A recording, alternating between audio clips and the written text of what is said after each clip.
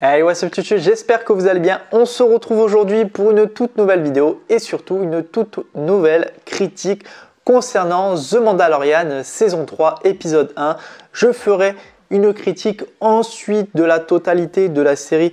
Mais là, j'avais envie de donner mon avis sur le premier épisode qui sera full spoiler. Donc si vous avez absolument pas vu ce premier épisode, je vous invite à aller le visionner et revenir ensuite ici pour parler du coup de cet épisode 1 que j'ai pu avoir surtout avec des screenshots pour vous montrer justement en détail ce que j'ai envie de donner comme avis concernant ce premier épisode qui était ma foi plutôt bon. C'est pas un excellent épisode, mais on va dire c'est un épisode qui s'introduit bien pour une saison 3 et ça c'est plutôt cool. Donc on va commencer sans plus tarder cela, mais avant toute chose générique.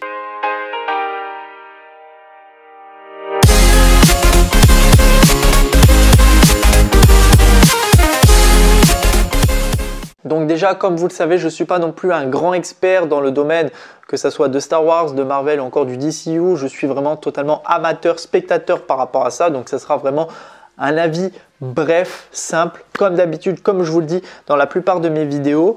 Donc vraiment, ce premier épisode, qu'est-ce que j'en ai pensé? Déjà, c'est un épisode qui s'introduit extrêmement bien pour un retour de saison 3 parce que tout simplement on nous a laissé avec 2 années je crois sans The Mandalorian.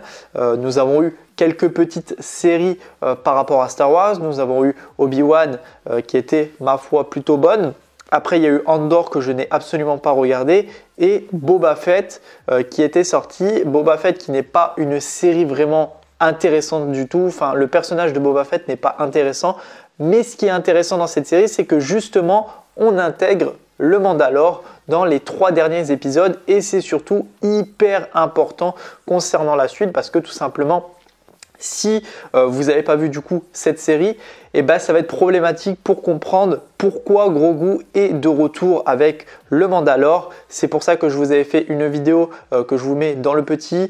Car tout simplement, il faut avoir vu cela pour comprendre pourquoi Grogu est de retour avec le Mandalore parce que tout était expliqué dans celui-ci. Enfin bref, donc vraiment un épisode simple qui amène vraiment tout ce qu'il faut en termes de retrouvailles, de personnages aussi également et de comprendre un petit peu les bases de qu'est-ce qui va se passer dans cette toute nouvelle saison, à commencer déjà par cette première image que je vous affiche à l'écran. Donc on voit justement, il me semble que c'est l'armurière si je ne me trompe pas, qui remet un casque justement à une nouvelle recrue du peuple des Mandalores. Mais après cela, il va se passer une catastrophe tout simplement avec voilà ce personnage, cette créature, je veux dire, qui est tout simplement un espèce de crocodile, le dinosaure géant qui les attaque sur leur terre et justement qui va arriver pour tout simplement les sauver. Et bien là, nouvelle apparition du Mandalore qui arrive en furie dans cette nouvelle saison. Donc pareil aussi pour comprendre justement pourquoi il a un nouveau vaisseau, parce que déjà son vaisseau, je ne sais plus comment il s'appelle, le vaisseau qu'il avait bien avant, était tout simplement détruit, on va dire. Et là, il a un nouveau vaisseau qui est justement dans celui de Boba Fett, qu'on voit pourquoi il a ce nouveau vaisseau. Et donc voilà, on introduit bien évidemment le Mandalore qui se retrouve justement sur les terres et qui va aller parler tout simplement à l'armurière. L'armurière qui elle va lui poser quelques petites questions et va lui demander pourquoi il est de retour ici, qu'est-ce qu'il veut, etc. Le Mandalore a tout simplement besoin de se racheter, de se faire pardonner de ses péchés justement concernant le fait qu'il a enlevé son casque et donc c'est un péché dans le peuple des Mandalores. Mais il a une pièce qui fournit justement à l'armurière qui se demande qu'est-ce que c'est. Tout simplement, c'est une partie, alors je crois givrée, qui était tout simplement sur le peuple des Mandalores. qui pourrait dire en fait que le peuple ne serait totalement pas bloqué, fermé par rapport à ça, et lui il a envie un petit peu de retrouver ses origines. Et c'est vrai que par rapport à ça, on nous introduit le fait que Mandalore a envie de faire revivre le peuple des Mandalores, mais ça on va le voir plus approfondi dans les quelques minutes qui suivent l'épisode. Donc il lui montre cette particule, cette chose qui commence à lui faire croire que tout simplement le peuple serait bel et bien encore présent, malgré le fait que ça soit assez complexe. Donc s'engrange cette fois-ci un nouveau voyage, un nouveau périple qui fait extrêmement plaisir par rapport à ça, hein. C'est toujours plaisant de voyager de planète en planète, hein. Et là cette fois-ci on va retrouver à nouveau notre Mando et Grogu sur la terre qu'il aime par-dessus tout, Navarro, où beaucoup de Mandalores se sont réfugiés justement. Et il va retrouver tout simplement son ami qu'on voit depuis déjà pas mal de temps. Je ne sais plus son nom, c'est vrai que j'ai du mal à retenir les personnages par rapport à ça.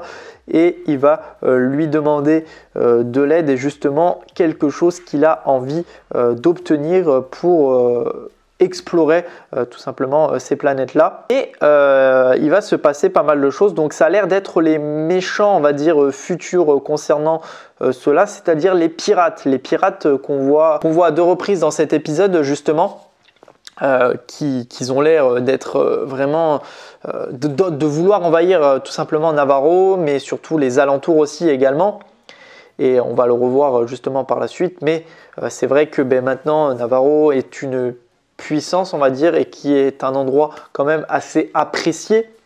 Donc c'est vrai que maintenant c'est quelque chose qui a envie d'être respecté, donc on va le voir tout simplement par la suite. Et justement Mando a besoin de lui demander certaines choses. Lui aussi également lui demande certaines choses s'il veut devenir Marshal, il a la possibilité, et qui peut rester sur Navarro, sachant qu'en plus le fait qu'il a retiré son casque, il a ses péchés et il est un petit peu entre de mauvaises mains, parce que tout simplement c'est quelque chose qui ne se fait pas en tant que Mandalore, et pour se racheter il faut aller se baigner dans les eaux chaudes, je crois, ou les eaux, je sais plus, dans une source d'eau tout simplement, et qu'il a justement envie de rechercher, et qu'on va savoir aussi également par la suite de l'épisode. D'ailleurs, on voit là Grogu qui est une scène qui était un TV post justement par rapport à ça, où il essaye de prendre les espèces de petits Smarties, qui est vraiment très hilarant.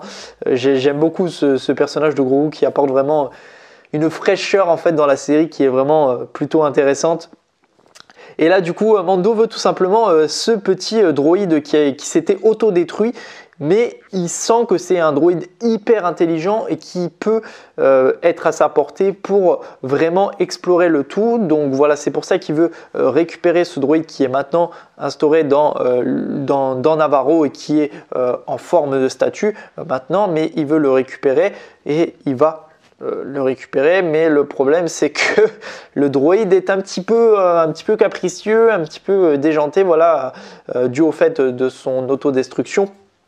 Donc voilà, à nouveau il va être encore détruit, mais il va rencontrer des espèces de petites créatures là qui sont vraiment toutes mimi, qui vont vouloir justement le réparer, mais sauf qu'ils disent qu'il est irréparable concernant cela. Donc ça c'est assez dommage, mais il leur affirme que s'ils récupèrent la pièce manquante, il y aurait possibilité de le réparer. Et je pense que du coup Mando va vouloir récupérer cette pièce. D'ailleurs cette scène aussi avec Grogu qui est vraiment trop chou, où Grogu veut vraiment l'exploser sa tête, parce que tout simplement voilà, il peut pas réparer le droïde. Elle est vraiment intéressante cette scène, j'ai vraiment bien rigolé.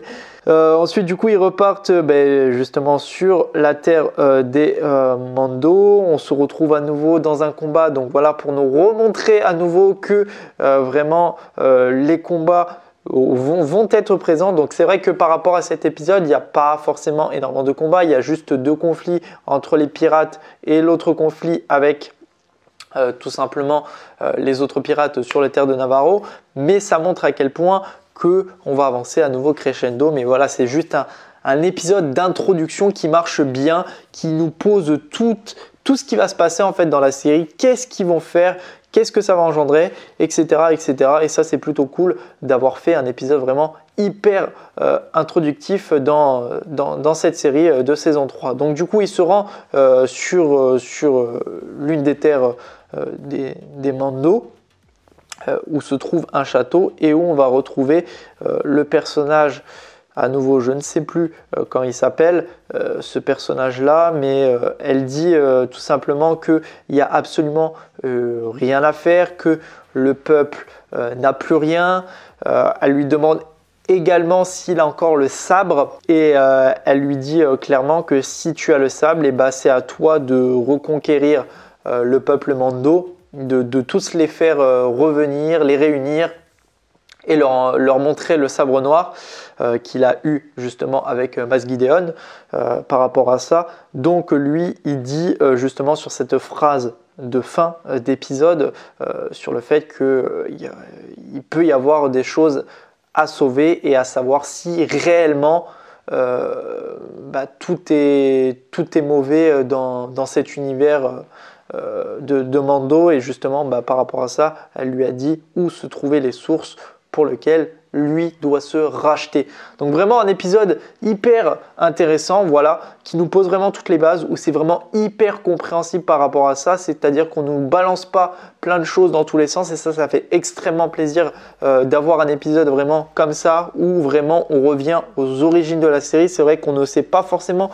toute l'histoire de Mando, donc ça c'est plutôt cool. C'est vrai qu'on s'était énormément intéressé à Grogu durant les 2 saisons justement, et d'ailleurs même dans la série Boba Fett qui est hyper important. Je sais qu'on reviendra aussi sur le personnage de Grogu, ça j'en suis extrêmement sûr, mais là de revenir sur un personnage qui est quand même le personnage principal de cette série, où il a beaucoup d'importance, surtout que Pedro Pascal c'est un personnage, un acteur que j'aime énormément, et donc là de découvrir ses origines par rapport à ça, de ce Mandalore, franchement j'ai hâte de découvrir tout ça, parce que Din Djarin vraiment est un personnage incroyable dans la série, et donc hâte de découvrir cette suite d'épisodes.